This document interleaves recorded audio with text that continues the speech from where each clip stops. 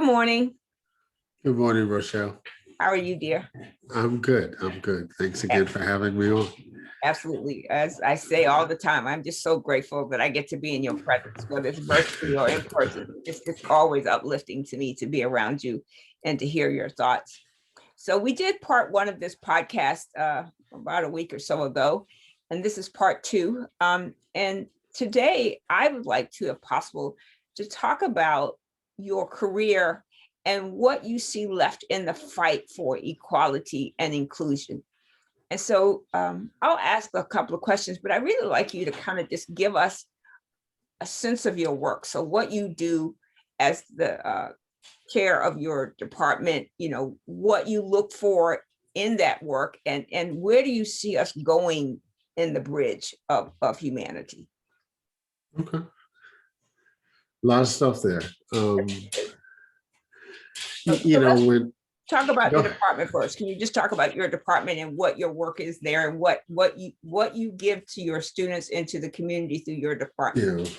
so I chair the Department of African and African American Studies, which in earlier iterations celebrated a 50th anniversary in the 2019-2020 academic year.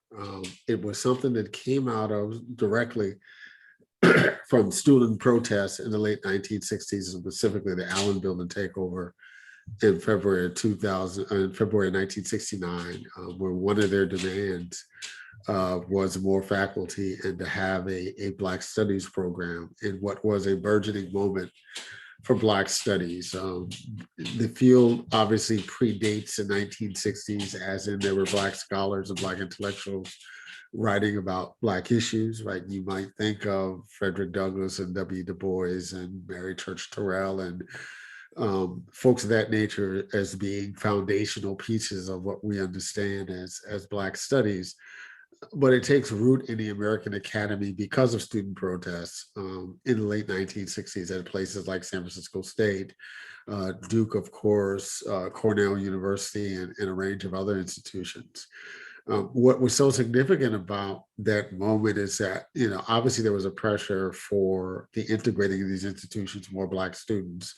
And once you had more Black students there, to have better representation of the faculty who teach them, and also better representation within the curriculum. What I think is unique about those pressures is that, as initially envisioned, there was never a real separation between the work of Black studies in the academy in the way the streets, if you will, the world outside the academy helped to inform that work. We could go back and just think about all kinds of stories when Black kids were sent off to college, in the 20s and the 30s, and there was always the expectation that they were not just bettering themselves, but they were bringing back their skills and their talents, to their hometowns, right, to the communities in which they left. The Black Studies movement is interesting because it's really the first time that you see what might be described as a brain drain of Black thought leaders, Black intellectuals, Black writers, scholars, artists, what have you, leaving historically Black institutions, to be able to work at and teach and perform, at PWIs. So there's been an ongoing tension, I would argue, within Black studies to always reflect upon that original mission around making sure that, Black studies is engaged with a broader public, and also the reality of what it needs to do the kind of work that we do at PWIs. Um, I started my career, in fact, at an HBCU. I started my career at Xavier University in Louisiana. And it still was a formative moment in my career, my development as a thinker. But I often share this story. The very first time I met Michael Eric Dyson, and I was at an HBCU, and he rather surprising to me at the time, not so now, said, beware, sometimes, Black institutions kill smart people. And what he was really talking about was the kind of social conservatism that we might often find in Black institutions. But he added the caveat, wherever you go to teach, whether it's an HBCU or not, there will be Black kids, Black students, and others who will value and need your presence. And that for me has been, very clear in my career. I started out my earliest days as an academic at huge public institutions, State University of New York and Albany, where I was for 6 years, University of Texas at Austin, where I was for a year. And I reflect back on that. And for me as a teacher, the most important work I did was at SUNY Albany, because these were working class Black and Latino kids who came from the same places in New York that I did. And it mattered to them that I was in the front of their classroom. It mattered to them that I was teaching them. I don't feel that same energy around teaching at some place like Duke, broadly with the student body, but to the extent that I've been able to come in contact with Black and Latino and even working class white students at a place like Duke, as a first generation scholar, right, 1G, low income, right, that whole deal. I think it's important that, those students who still come to even an institution like Duke see someone like me, at the university, chairing a department, and what have you.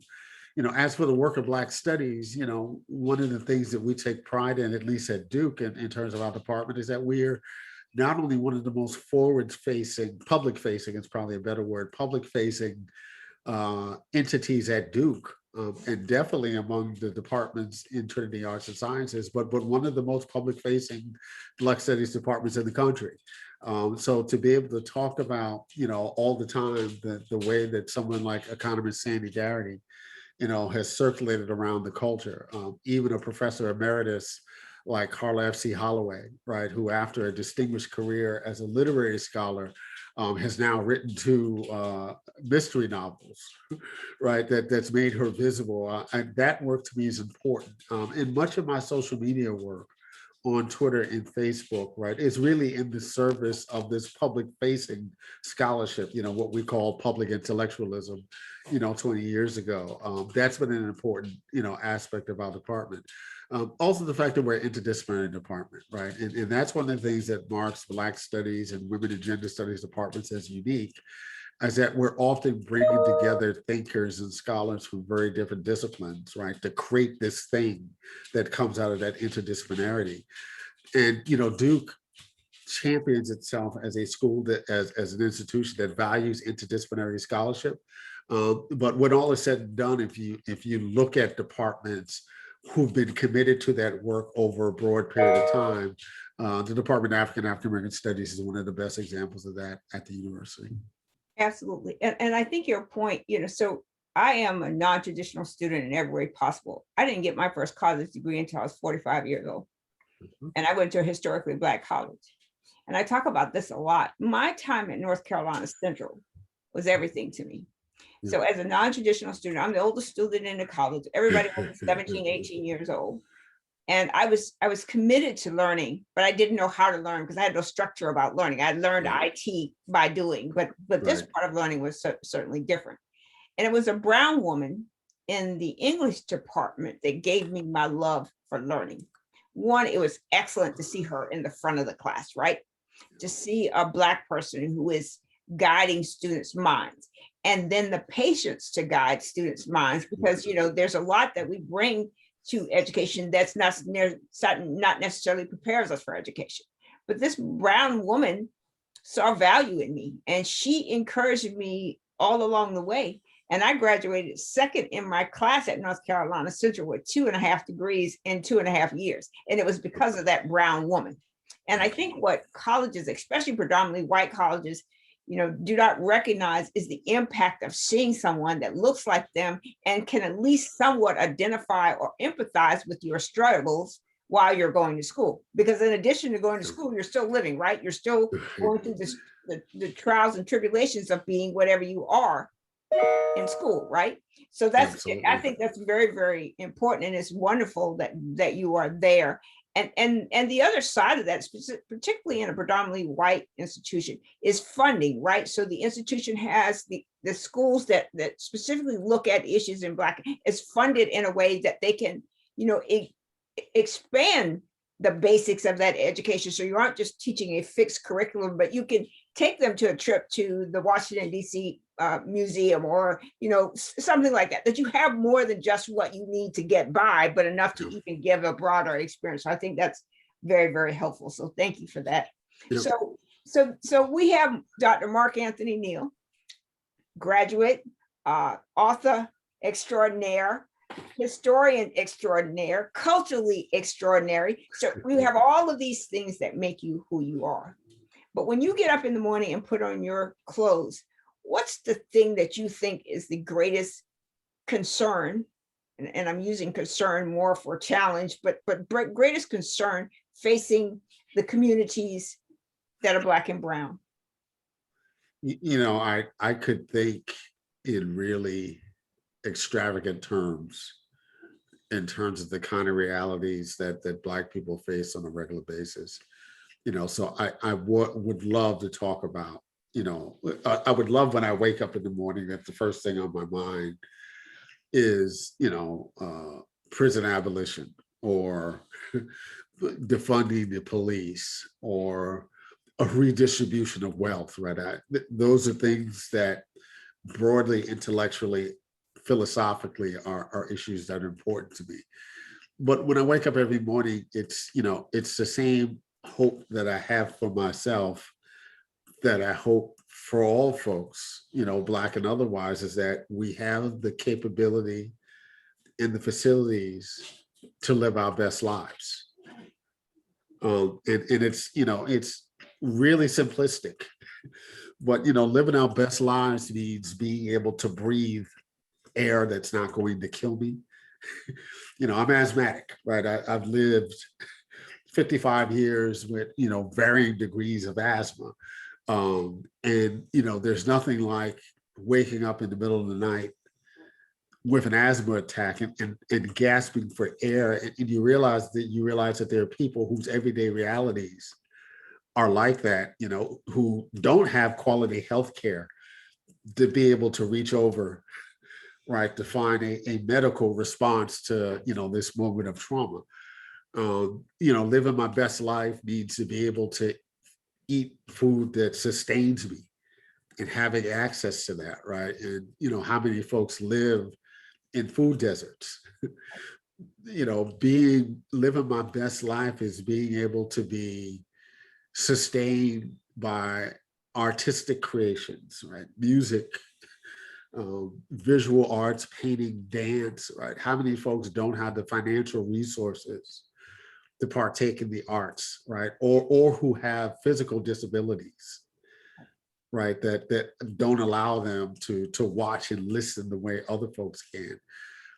Living my best life is being able to move freely. All right, how many folks, for a range of reasons, don't have that ability?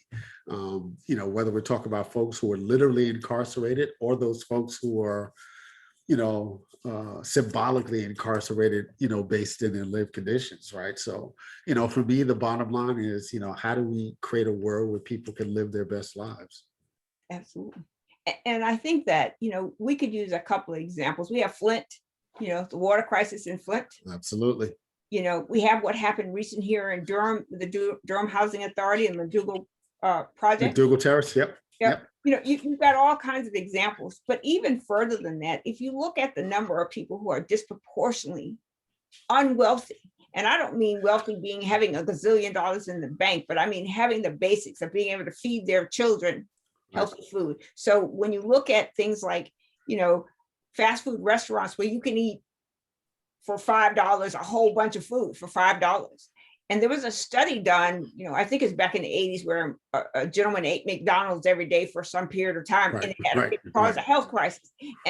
And while we are considered one of the wealthiest countries in the world, we still have places in the South that have water crisis. We have places throughout the United States where children not Right. even adults, but children don't have enough food, that Black men are under scrutiny for everything that they do, like, driving in a car with a broken tail light should not cost you your life. Life, right. For whatever the reason is, whether the person is moving funny, so in that example, the gentleman had a permit to carry and he told the police, which was the right thing to do, right? Hey, I have a gun. I have the right to carry a gun. Still got killed, right. And the police say, well, we need your license and registration. Well, for most of us, men and women, men usually carry their driver's license in their wallet and women carry it in their purse. You got to reach to get something, right? To get it. If you want this, allow me to get it and give it to you. But that movement costs someone their lives. Right. That's the society that Black and brown communities live in today, that they may not come home for the smallest of infractions, or they may go to jail for the smallest infractions. I was reading a story of a man who got 7 years in jail for $20 worth of marijuana. 7 years? Yes, right. I mean, what? For something that is literally legal in 30 something states. Right. So here we are still struggling to find our way. When you have mothers who are struggling to raise children without fathers, and we condemn the fathers who aren't there but not understanding the circumstances. So I think that most of us would like to have a 2-parent home, both parents, able, but for whatever reason, the father was raised in an abusive environment, or the father has drug, whatever it is, and that comes out in the life. And so either he's not in his child's life for legal reasons or for financial reasons, whatever the logic is, he's not there. And that struggle for that Black woman becomes tenuous because she's got to figure out how to feed these kids, give them the balance of what society expects of them. Right. And the other part of that is if you write the rules to the game. So if you write a book telling us how to do something, and these rules are fixed, I have to live by those rules. And if those rules are rigged, I almost always am not going to succeed in that. And in America, in a lot of ways, the rules are rigged where certain groups fail. And I think in that sense, your hope, we all have that hope for a world where people are treated like human beings as opposed to a skin color or a category or a label, because that's literally how we are seen, right? So we make a separation between Black and white, male and female, rich and poor, and you keep on going over and over and over again. Why is this absolutely necessary for us to have so much division among people as opposed to bringing solutions to those problems? Absolutely. That's a question mark. Yeah, I wish I had an answer for it, right? My response to what I think of as a big question is that it has to start local, and it has to start in the context of personal relationships. The people that we can most impact are the people that we're in closest proximity with. And that's when that's where we have to be able to challenge people's responses to things, their thoughts about things, their ideas about things. And we have to do it in a way that recognizes their common humanity, as we're expecting them to recognize ours. Absolutely. I remember, I don't know if you remember this, and I know you don't have very much time, but do you remember there was a wrestling match and the young fella had dreads or some kind of hair, and the referee or somebody cut his hair off. Cut his hair, to compete. The logic of that escapes me in every way possible. If the hair was impeding his ability to complete the task that was at hand, it made perfectly good sense.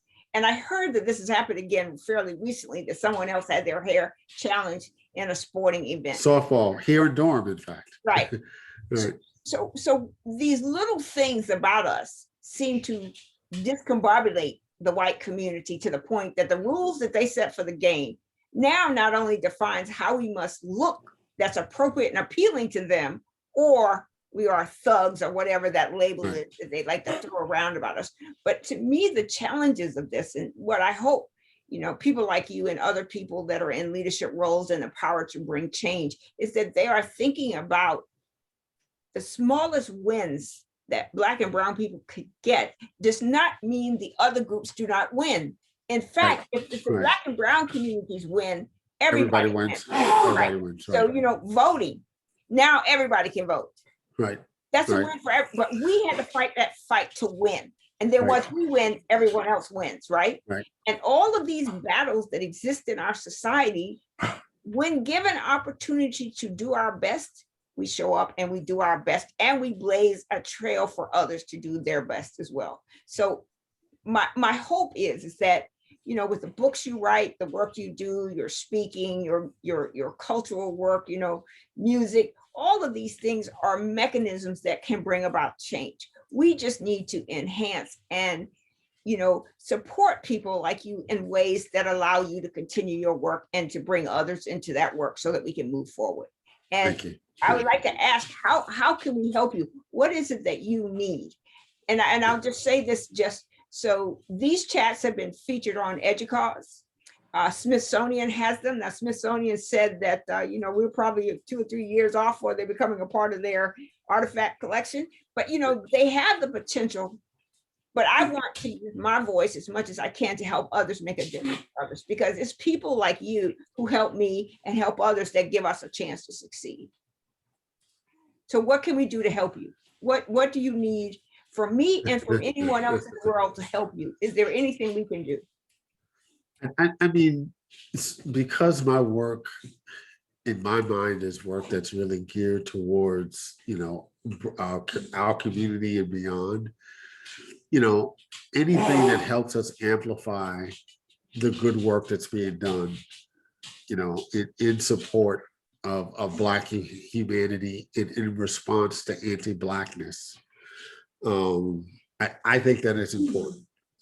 I think one of the challenges that we often face in this particular moment is that, you know, obviously, you know, social media in particular functions almost like an echo chamber. And very often we highlight the most visible and the loudest voices within that space. But there's so many people on different levels who are doing important, credible, valuable work, some in social media, some off the grid. And I see part of my challenge in my job is to amplify as much as that work that I can, as much of that work comes across, you know, my eyes, and my sensibilities, and for everyone to have that commitment to that also.